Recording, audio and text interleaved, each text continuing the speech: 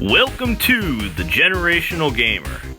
So, Retrobit sent me this, in addition to that N64 controller that you should be able to see in the corner right now. In any case, I plan to do this in an interesting, hopefully for everybody, way. So these two naturally go together. But then I'm going to do a video just on this and just on this. The first thing I'm going to do is try them out together, and we'll do an unboxing. This is my humble collection of Sega Genesis and Sega Genesis Mini controllers. It looks almost brand new, doesn't it? I've only used it a few times because I bought this one as soon as it came out. Now it might look a little familiar because there's a name on the back of that I don't know if you can quite make out. Yep, it's Retrobit, and it's the 2.4 gigahertz model for the original Sega Genesis and the Sega Genesis Mini. So this is going to be my baseline throughout this entire thing. Also, I have the original Sega Genesis controller. I bought my first 6-button way back in the 90s. This one sucks. I hated this one. I think it actually is a Sega, but I can't determine exactly what it is. If somebody knows, please leave a comment. The other one I bought, but this one I actually had a different idea for. So, I don't know if you're familiar with the 8-bit do line of control, whatever, I don't know. So here's the Bluetooth and here's the 2.4 gigahertz. Another wonderful source of comparison.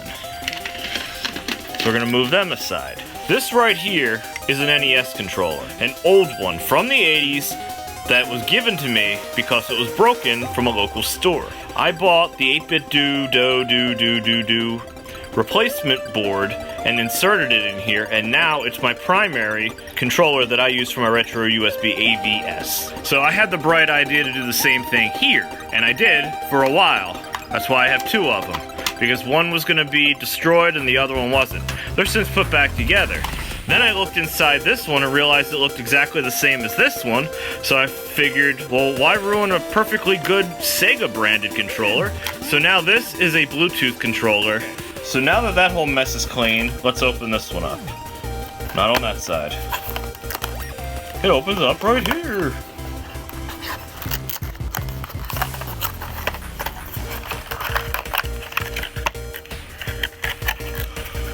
Is that it? Charge cable and instruction manual under tray. Yep. Come out. Let's see, here's the manual. I'm probably gonna end up scanning that unless I can find it online. Oh, wait a second, I already found it online.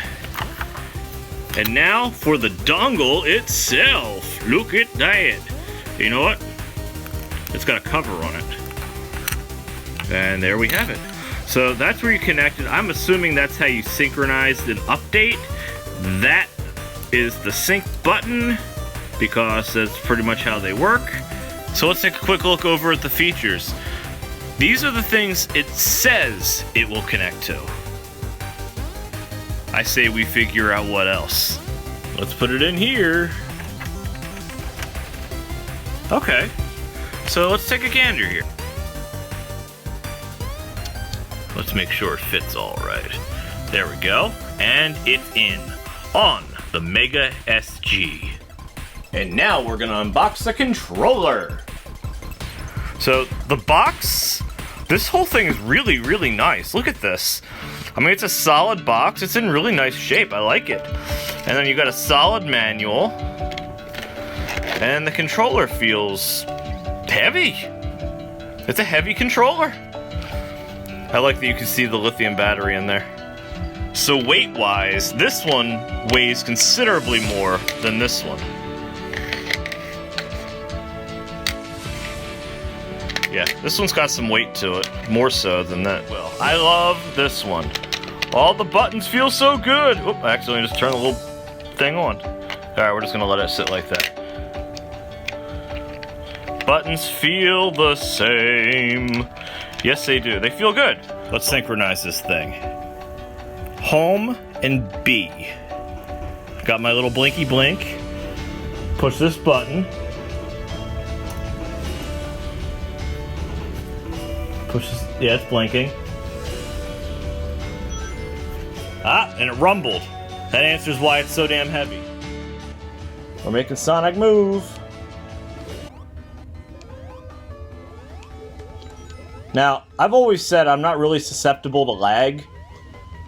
So, seeing him move this way seems perfectly fine to me. So now it's a bonus stage. That should be a pretty interesting test here. By the way, you like the Transformer collection in the back? I'm a big fan of it. My wife bought me the Masterpiece Megatron. Alright, look. Seems to be on point. Alright, if I can get a Chaos Emerald, we know we're in good shape here. There we go. I mean, the first one is kind of easy to get, but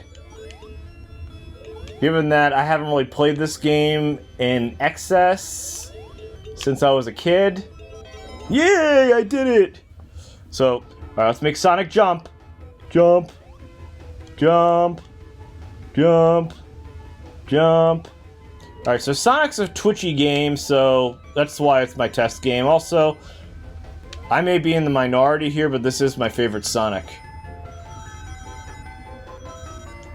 Yep, let's get my dun dun dun dun dun.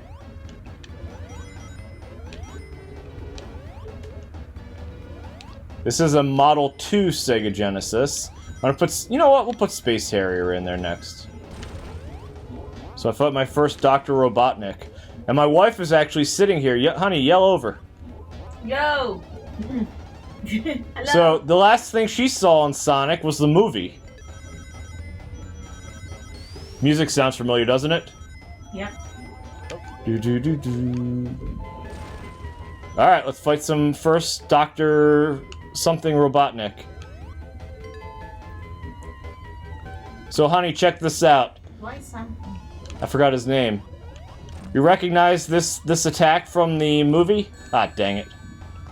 With the ball hanging around? What is that? It's in the credits. Oh. Ah, dang. Obviously, I suck at this game now. 8 hits. That's why I was counting at the end of the movie when he's attacking him. But now I get to go rescue my animal friends. Look at them, they're all free! Okay. So I think we're at a big win with this so far. Let's try something a little bit faster. So a quick note, when I switched games, I powered off the console and then I powered it back on. I did have to repair this again. But for right now, let's check out Space Harrier. It's a very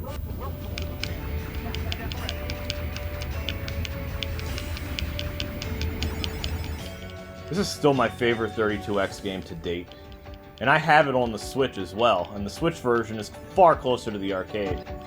So this is damn good for a 90s era cartridge-based game. I mean, I'm moving all around, I'm not really noticing any lag. I mean, it might be there.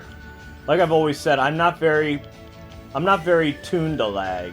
I'm one of those people who, I just adapt to it.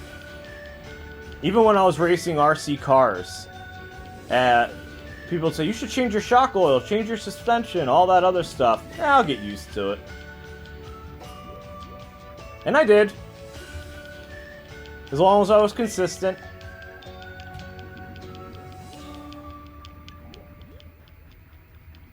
No problems here. Ah! I died! But not as a result of the controller. I naturally suck at this. Overall, I like this controller a lot. It was sent to me, so keep that in mind. I think the controller is very well made. I would probably buy it for myself. I'll probably use it on the Switch. I plan to do a few more videos with it. One where I'm just going to screw around with the controller and connect to anything I possibly can. And then I'm going to connect the receiver, or dongle as I've been calling it, to the Mega SG and connect any controller I can to it. So we'll see how it works. But so far, so very good. I love the 2.4 gigahertz model. This one's pretty much the same thing, just Bluetooth. If you got this far, you probably liked the video. Well, how about checking out some of these other ones? And if you like them too, please subscribe. Have a good one.